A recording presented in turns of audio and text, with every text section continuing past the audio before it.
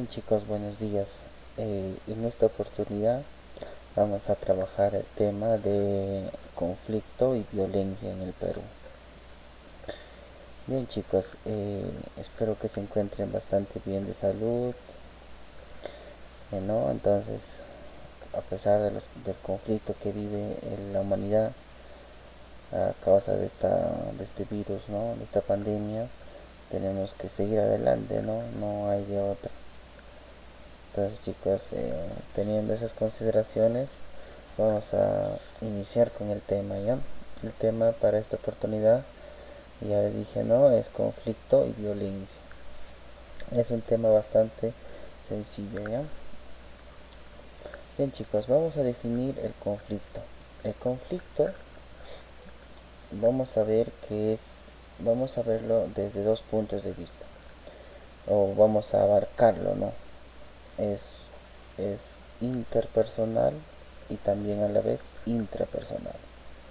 Cuando se habla de un problema intrapersonal, cuando se refiere a los conflictos internos que puede sufrir una persona, ¿no? Como por ejemplo elegir una carrera profesional, eh, mm, problemas de su personalidad, de su autoestima, eso abarca el aspecto intrapersonal, ¿no? Pero ya cuando hablamos del aspecto interpersonal, ya nos referimos a los conflictos que puede haber entre, entre dos personas o grupos de personas, de una sociedad, etcétera, ¿no? Eso ya abarca el tema de interpersonal, ¿ya? Entonces hasta ahí vamos abarcando el tema del conflicto, ¿ya? Entonces continuamos. Acá podemos ver en este esquema las causas del conflicto. Pueden ser de tres tipos, ¿no? Económicas, sociales, políticos. En lo económico, normalmente vamos a ver que el conflicto en el aspecto económico normalmente es por la desigual distribución de la riqueza. ¿Qué significa esto? Significa de que los países latinoamericanos, incluyendo el Perú, tienen la peor desigual distribución de la riqueza en el mundo, ¿no? Sin olvidar los países del Medio Oriente, entonces, o del África, ¿no? Países del África. Entonces, el conflicto acá en el aspecto económico es la desigual distribución de la riqueza. Ahora, en el aspecto social, vamos a ver todas las consecuencias del aspecto económico, ¿no? Como la pobreza, la marginación, la explotación, ¿no? Que lleva a discriminar los de la clase alta a la clase baja, ¿no? Y podemos resumir de alguna manera de que las causas del conflicto en el aspecto económico, de ahí sale el aspecto social, ¿no? Y ahora el conflicto en el aspecto político, la lucha por llegar al poder. No olvidemos que hay candidatos que prometen ciertas cosas y todo al fin se queda en palabras, ¿no? ¿Con qué finalidad? De llegar al poder.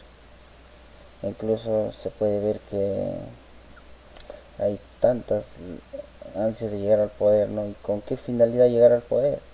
De acaparar el tesoro público, ¿no? El PBI. Ahora, ¿cuál sería la solución en el aspecto económico? Que haya una equidad, ¿no? Una mejor distribución de la riqueza. César Hildebrand hablaba de que en el Perú la desigual distribución de la riqueza era de 1 a 30, ¿no? Donde había personas que ganaban un sol, o por decir 1000 soles, y había personas que ganaban 30.000 soles. En los países de Europa, la Unión Europea no permite este tipo de, digamos, de injusticia, ¿no? En los países de la Unión Europea, la distribución, la peor desigualdad puede ser de 1 a 8, de 1 a 10. No es tanto como de 1 a 30, ¿no? Entonces, la solución Para el conflicto en el aspecto económico puede ser la equidad, ¿no? La mejor distribución de la riqueza, que haya una equidad, ¿no? En el aspecto social, la justicia social, ¿no? En el aspecto político, la conciliación, ¿no? Entre que las instituciones públicas, el Estado, sea bien visto por la sociedad. Hoy en día sabemos muy bien que el pueblo peruano no confía en el Estado, a tal punto de decir que a todas aquellas personas que trabajan en el sector público, gerentes, alcaldes, todos son ladrones, ¿no? A tal punto se ha llegado a ver, ¿no?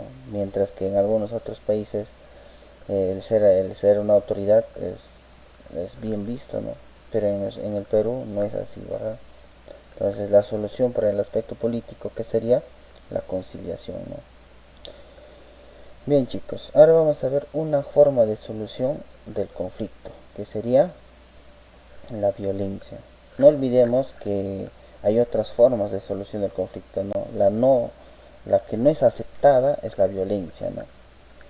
Pero hay otras que tienen, digamos, mayor aceptación, que viene a ser la mediación, ¿no? La negociación y el arbitraje. No olvidemos que la negociación es el mutuo acuerdo entre ambos, ¿no? Entre ambas personas que tienen el conflicto, ¿no? La mediación es cuando hay una tercera persona que acepta, esta tercera persona va a terminar aceptando digamos, el acuerdo entre dos personas que han tenido el conflicto, ¿no? Pero consiste en que estas personas que tienen el conflicto y lleguen a un acuerdo, ¿no? Y a la tercera persona los hace firmar un documento, etcétera, ¿no?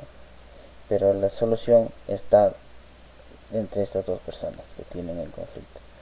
Ahora, el arbitraje sí ya es cuando una persona decide cuál es la mejor solución, ¿no? Bien, pero la que no es viable, la que no es aceptada es la violencia, ¿no? Que es una forma de solución ya hacia el conflicto, pero la que no está bien vista en la sociedad, ¿no?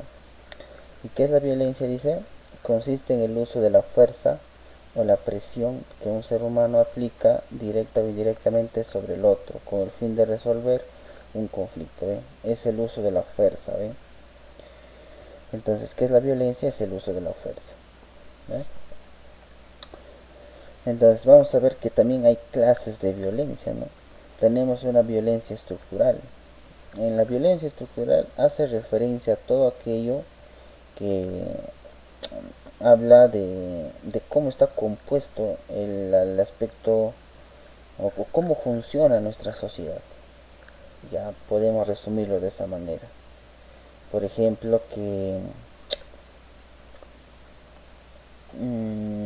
la pobreza en el Perú, el 27% de la población peruana vive en pobreza extrema, ¿no?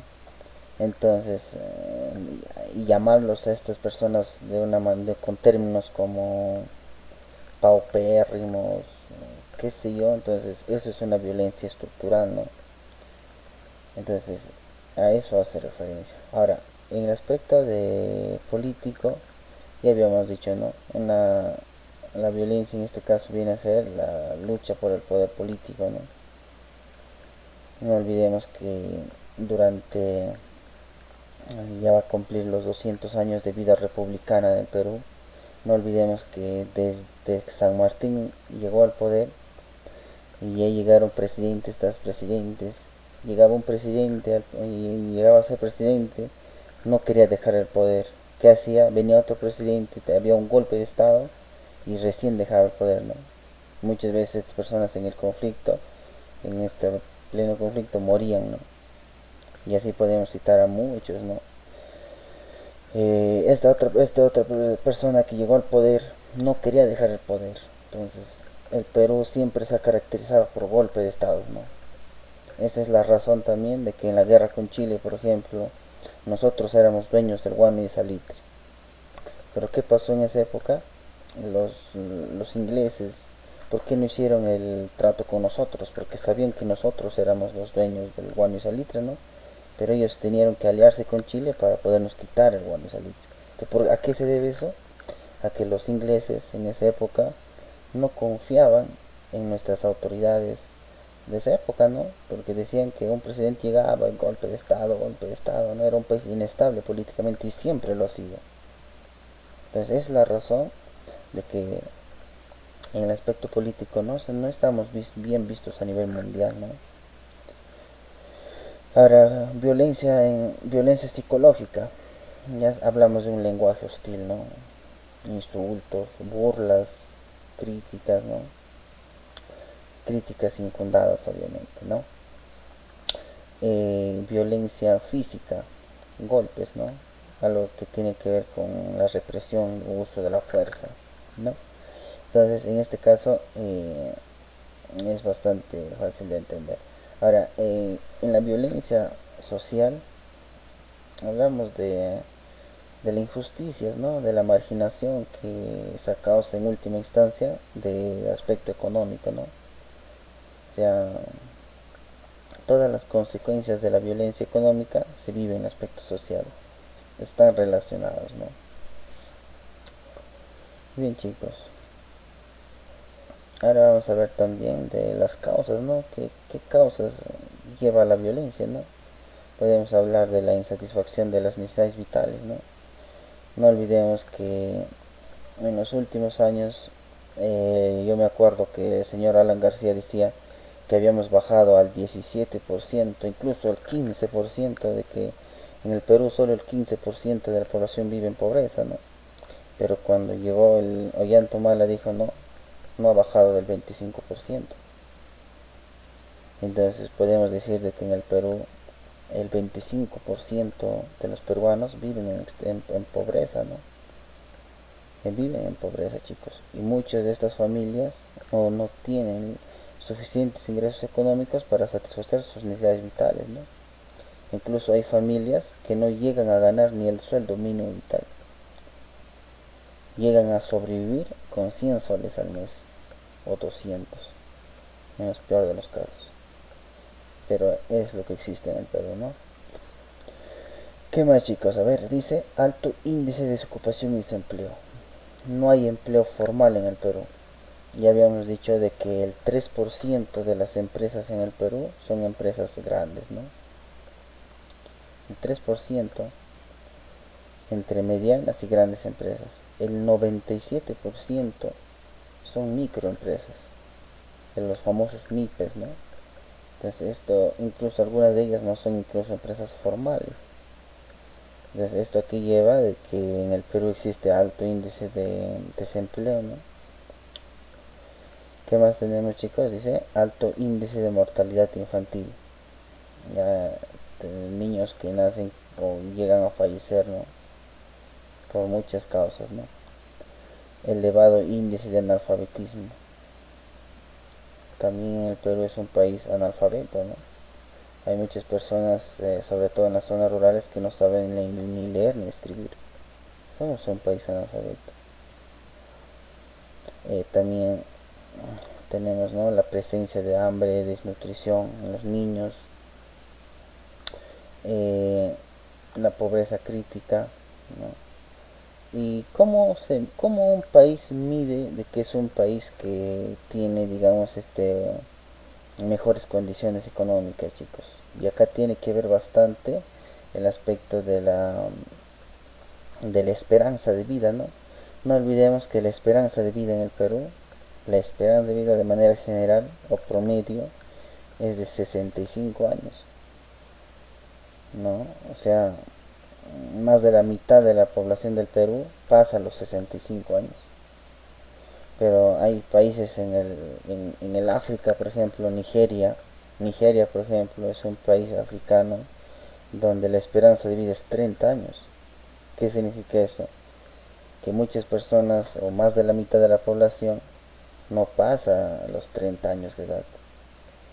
Y hablando de esperanza de vida, ¿qué país es el que ocupa el primer puesto? En Latinoamérica, Chile, ¿no? Chile es que tiene la mayor esperanza de vida aquí en América del Sur. Y en el mundo es Japón, ¿no? Superando los 85 años. Que más de la mitad de la población de ese país pasa los 85 años, ¿no? Entonces, seguimos chicos. Existencia de los pueblos abandonados y carentes de servicios públicos, ¿no? Porque no hay suficiente dinero para hacer obras públicas, ¿no? ¿Qué más tenemos? La presencia de condiciones críticas de salubridad, no hay postas médicas con suficiente medicinas, ¿no? Desigual desarrollo de los pueblos, no olvidemos que hay pueblos olvidados por el Estado, ¿no? Incremento de problemas sociales como la delincuencia, la prostitución y la corrupción. Y esto es bastante notorio, ¿no chicos? La prostitución ha aumentado, la delincuencia, ni qué hablar de la corrupción, ¿no? También chicos vamos a hablar un poco de la guerra interna que ha sufrido el Perú entre los años de 1980 y el año 2000, ¿no? Ha habido en ese momento las guerras internas de esa época han sido los principales movimientos de la guerra interna. Ha sido por un lado Sendero Luminoso y por el otro lado el movimiento revolucionario Tupac Amaru, ¿no? Sendero Luminoso era liderado por Abimael Guzmán Reynoso y el movimiento Tupac Amaru fue liderado por Víctor Play Campos, ¿no? Como cultura general eso. A ver, en el gobierno de transición, cuando no olvidemos que el señor Fujimori, llegando al año 2000, había ganado las elecciones hacia Fujimori nos iba a gobernar entre comillas del año 2000 al 2005, ¿no? ¿Ves? Del 2000 al 2005. Pero no olvidemos en esa época que muchas muchas personas, muchos movimientos políticos querían hacer ya y estaban hartos del gobierno de Fujimori. Entonces, una de las personas que lideró el movimiento de los Cuatro Suyos, un tremendo conflicto en Lima, ¿no? El movimiento de los Cuatro Suyos, ¿quién lo lideró? ¿Alguien recuerda? Alejandro Toledo, ¿verdad? Alejandro Toledo lideró el movimiento de los Cuatro Suyos. Entonces, al ver que Lima había caído en un caos tremendo, había saqueos, robos, muertes, ya casi iba a intervenir la ONU, ¿no? Entonces, ¿qué hizo Fujimori? Escapó, ¿no? Huyó hacia el Japón. Y en Japón, por medio de un fax, renunció a la presidencia, ¿no? Renunció a ser presidente. Entonces, en esa época que el presidente del Congreso, que era el señor Valentín Paniagua, asumió el cargo de presidente de la República, ¿no? Entonces gobernó como un tiempo de 4 meses, si más no me equivoco. Y después llamó a elecciones, ¿no? En el cual resultó ganador, ¿quién? Alejandro Toledo, ¿no? Entonces, en el gobierno de transición de Valentín Paniagua se creó esta comisión que se llama la Comisión de la Verdad, ¿no? La Comisión de la Verdad. Ya cuando asume Alejandro Toledo, ya le agrega la reconciliación, ¿no? Por eso se llama la Comisión de la Verdad y Reconciliación. Y entonces, este fue un informe, dice que este documento fue un informe que de qué trata de la violencia armada interna que ha sufrido el Perú. ¿Entre qué años? Entre 1980 y el año 2000. Fue creada, dice, en junio del 2001 por el presidente Valentín Paniagua, ¿ya? Precedida luego por Salomón Lerner Febres, ¿no? Que era en esa época uno de los ministros del presidente Alejandro Toledo, ¿no? Ya el informe final en ese momento se presentó en el gobierno de Alejandro Toledo. ¿Y de qué investigó? Dice, investigó la violencia terrorista, las muertes ocasionadas en esa época.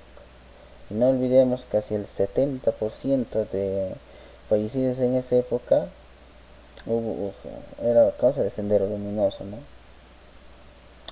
¿Qué cosa más investigó? Dice, intentó profundizar las causas, o sea, las causas de por qué Sendero Luminoso quería llegar al poder. Entonces, si hablamos un poco acá, chicos, de cuáles fueron las causas, no olvidemos que para empezar, Aymar Guzmán Reynoso era catedrático, ¿no? O sea, no era una persona tan, por decir así, era una persona académica, ¿no? O sea, era muy leído este señor. Este señor era catedrático de la Universidad de Huamanga, San Cristóbal, ¿no? De Huamanga, Ayacucho. Entonces este señor empezó a por idolatrar, digamos, al,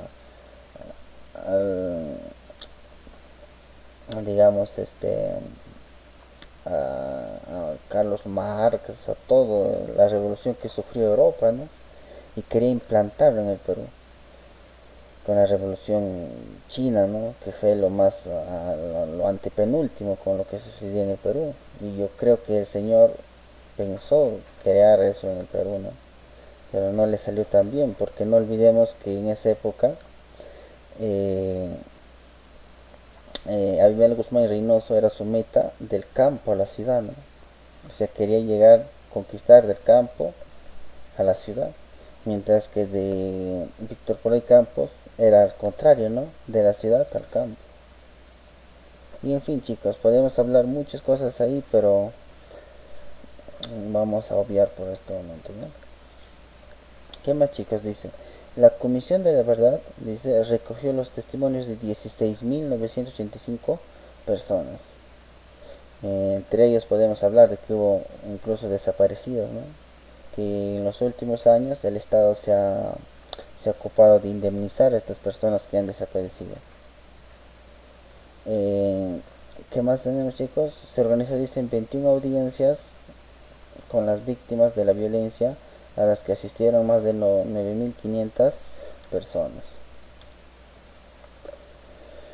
Bien, chicos, el informe consta de tres partes. La primera parte relata sobre el proceso, los hechos y las víctimas, ¿no? O sea, sobre el proceso de cómo se originó, que cuántas muertes hubo, las causas de estas muertes, todo está en el primer informe. En la segunda parte relata los factores que permitieron que se desarrolle el conflicto. Y el principal factor fue, chicos, el aspecto económico social que vivió nuestro país en ese momento. No, entonces, no olvidemos lo que Abimel Guzmán Reynoso buscaba, y era la igualdad social, ¿no? De que en el Perú no existieran ni ricos ni pobres. La forma de cómo llegar a eso no era tan viable, ¿no? Y esta es una de las razones de por qué fracasó. La tercera parte, chicos, consta o explica las secuelas del conflicto y se postulan las recomendaciones para que estos eventos no se repitan. O sea, era una especie de recomendación para que estos hechos no se vuelvan a repetir, ¿no? Es la razón de que esa parte de la historia no se explica muy bien en los textos, en los textos de secundaria, ¿no? De la educación básica regular. Ya no se explica mucho estos temas de revolución, etcétera, ¿no? Lo que el Estado en los últimos años ha buscado es, o ha metido en la mentalidad de los estudiantes, es que nuestra sociedad tiene que ser pacífica, dice. No debe haber violencia en en el Perú y en el mundo. Nos ha vuelto personas más sumisas, por decirlo, al sistema. Que si hay injusticias desde el gobierno no podemos hacer nada, solamente rezar a Padre Todopoderoso para que solucione tus problemas. Pero muchos otros países, como Rusia, China, en los últimos años no era un país tan tranquilo, ¿no? Ellos sí han hecho revolución, han derramado sangre, pero han conseguido países más justos, ¿no? Bien, chicos, ahí por ahí motivo de debate, lo sé, pero ya cuando vuelva a las clases presenciales lo debatimos tranquilamente, ¿ya? Bien, chicos, eso fue todo. Espero que les haya gustado la clase y cuídense bastante. Ya saben que cualquier duda que tengan me escriben en el chat personal. En todo caso me llaman también. Cuídense. Gracias.